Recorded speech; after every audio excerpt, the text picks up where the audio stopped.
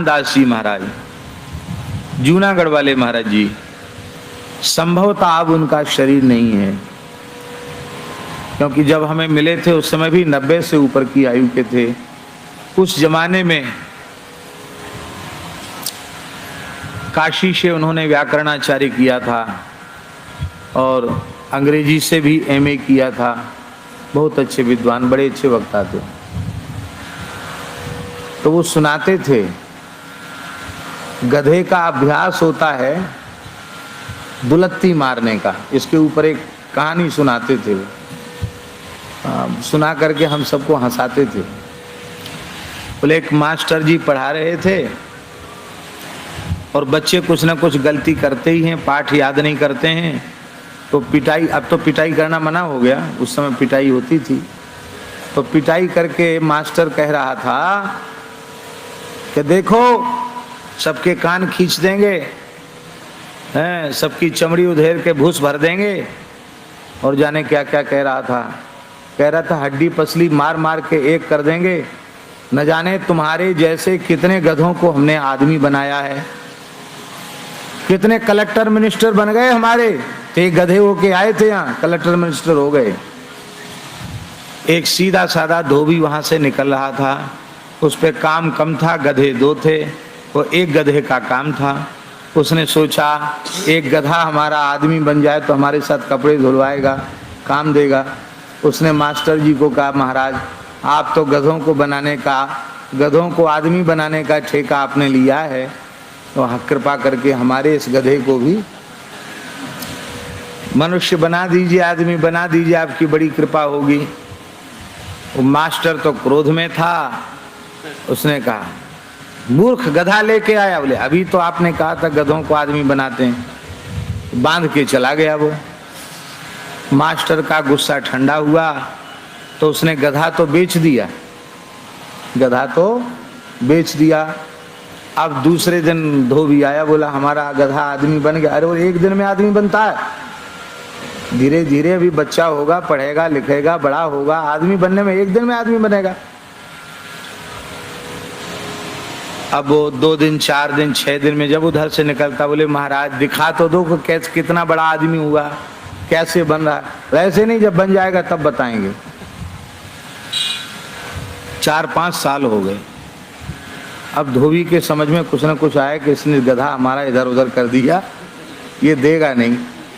लठ लेके धोबी आया, बोले अब तो हमारा आदमी जो हमने गधा दिया था, हमारा गांठ का गधा और चला गया, वो आदमी भी नहीं बना, जल्दी लाओ, नहीं तो समझ लेना मास्टर साहब लठ लेके आए तुम्हारी पूजा करने। बहुत बच्चों को पीटते हो तुम, और तुमको पीटने आए हैं। मास्टर घबरा गया, उसने सोचा कैसे पिंड छुड़ाएं। बोले आदमी बन के यहां थोड़ी धरा है, वो मुजफ्फरपुर में कलेक्टर बन गया है।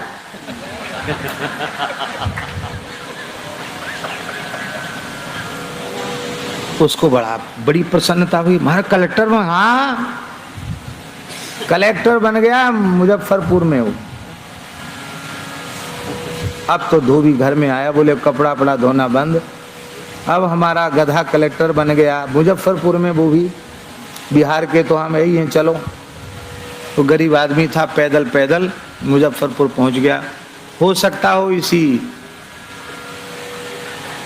दरभंगा का ही हो, क्योंकि यहाँ शिक्षा का केंद्र विशेष है, यहाँ जो है गधों को आदमी बनाया जाता है। हो सकता यहीं की घटना हो, कोई पक्का पता नहीं है, लेकिन मुजफ्फरपुर वाली बात तो पक्की है। अब बेचारा धोबी यहाँ से कितना दूर है मुजफ्फरपुर दरभंगा से? 100 किलोमीटर तो होगा, है 60 किलोमीटर। चलो यहाँ से पैदल चल के वहाँ गया और पहुँचा।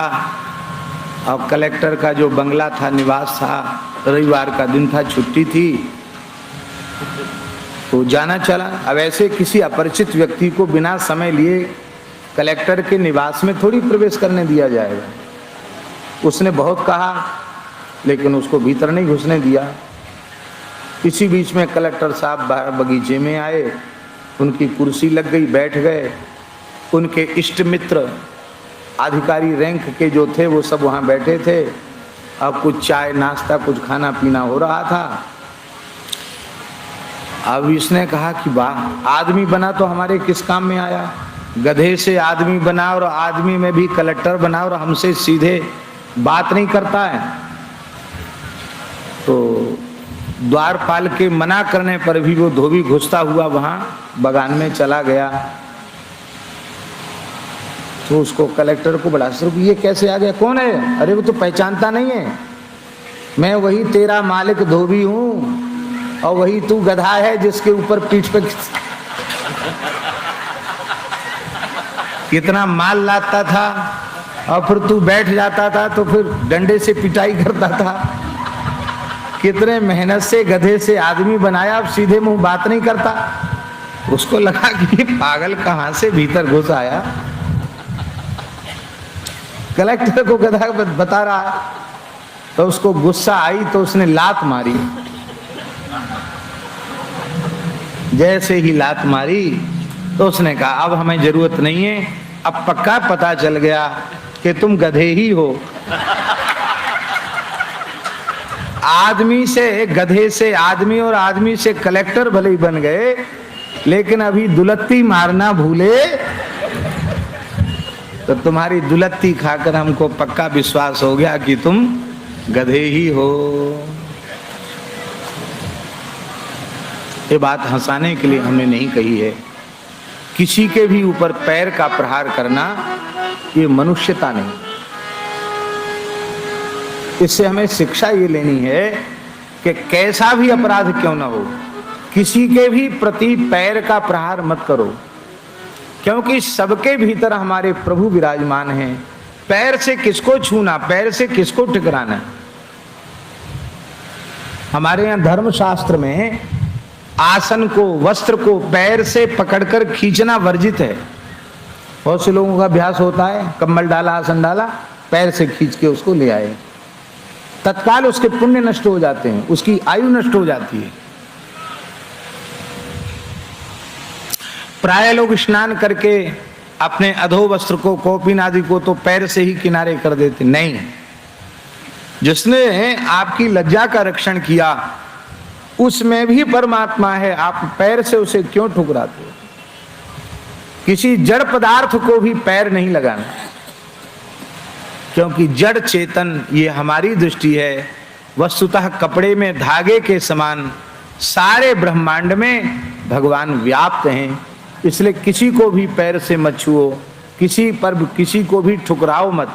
महाभारत में एक बात लिखी है बाबा, एक धर्म संसद है महाभारत का, 125 में 126 में अध्याय में अनुशासन पर्व के। तो महाराज जी वहां एक बड़ी विलक्षण बात है, वो पूरा का पूरा अध्याय, ये दोनों अध्याय प्रकाशित करने के योग्य हैं, छपाने योग्य अध्याय है महाराज। वो उसमें धर्म के संबंध में सबने अलग अलग विचार किए हैं। तो अग्नि से पूछा गया कि हे अग्निदेव, आप तो देवताओं के पुरोहित हो, अग्निमीडे पुरोहितम, आप बताओ धर्म का स्वरूप क्या है, आपके मत में धर्म की परिभाषा क्या है? तो अग्निदेव ने कहा है, मुझ जात वेदा अग्नि, गौ और ब्राह्मण, इन तीनों का पूजन करना, इनका सत्कार करना, यही सबसे बड़ा धर्म है। और गाय को, अग्नि को अथवा ब्राह्मण को पैर से छूना ये सबसे बड़ा पाप है। जो व्यक्ति अग्नि को पैर लगाता है, गाय का पैर से स्पर्श करता है अथवा ब्राह्मण का, साधु का पैर से स्पर्श करता है, कहते महाराज वह घोर नरक में जाता है। 14 इंद्रों की आयु तक उसे नरक में पड़े रहना पड़ता है। इसके बाद यमराज कहते हैं कि भाई इसका विचार करो, कितना कर्म शेष है, इसको नरक से छुट्टी दी जानी चाहिए कि नहीं। तो महाभारत में अग्नि कह रहे हैं कि अन्य अन्य पापियों के मुक्ति की संस्तुति यमलोक के ऋषि कर देते हैं, पर गाय को, अग्नि को और ब्राह्मण को जिसने पैर से ठुकराया है, तिरस्कार किया है, उनको नरक से बाहर निकलने का समर्थन कभी भी यमदूत नहीं करते हैं, यमलोक के ऋषि नहीं करते हैं। अब विचार कीजिए, जो गोवध जैसे भयंकर पाप में लगे हुए हैं, ब्राह्मण की हत्या, साधु की हत्या, गौ की हत्या, इस प्रकार से जो पाप कर्म कर रहे हैं, उनकी क्या स्थिति होगी। इसलिए इनका सत्कार करना, पैर से कभी इनको नहीं ठुकराना। है तो मेरे बचपन की एक घटना, लेकिन प्रेरणा लेने योग्य है, और इससे भारतवर्ष के गांव के भोले भाले लोगों में धर्म की निष्ठा कैसी थी, इसका परिचय प्राप्त होता है। हमारे शरीर की पितामही,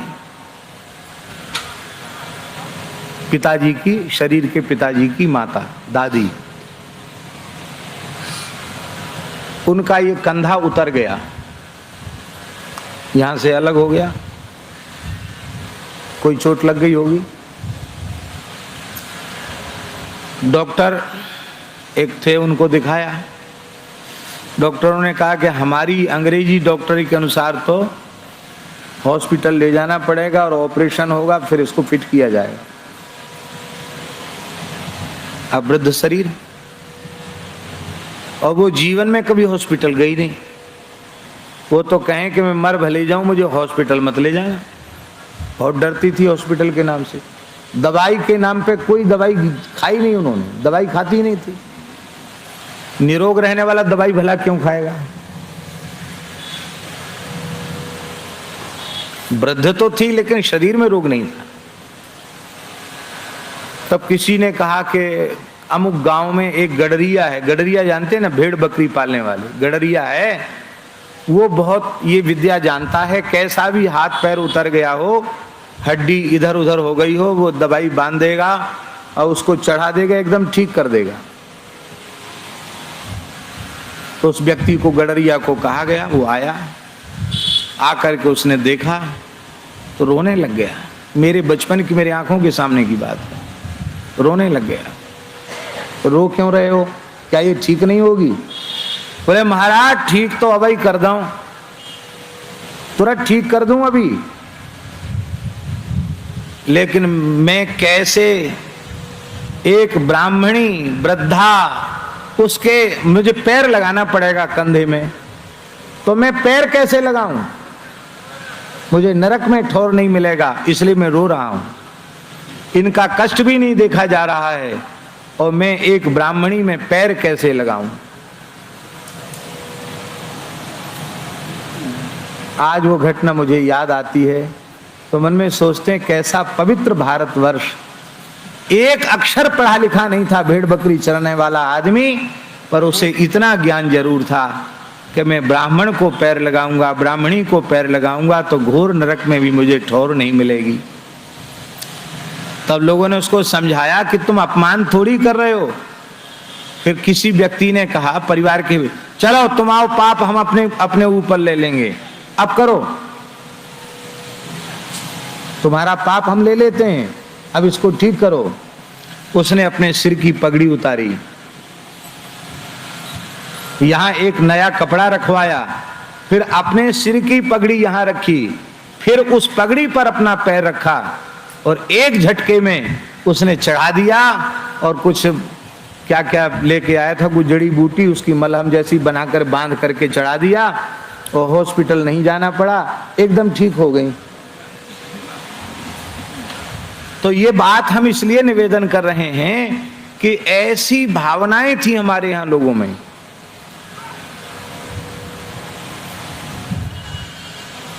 एक और प्रेरणा ये है धर्मप्राण भारतवर्ष का स्वरूप। वे पढ़े लिखे नहीं थे, लेकिन आस्तिकता के, धार्मिकता के संस्कार अपने मातृकुल पितृकुल से उनको घर में ही मिल जाते थे।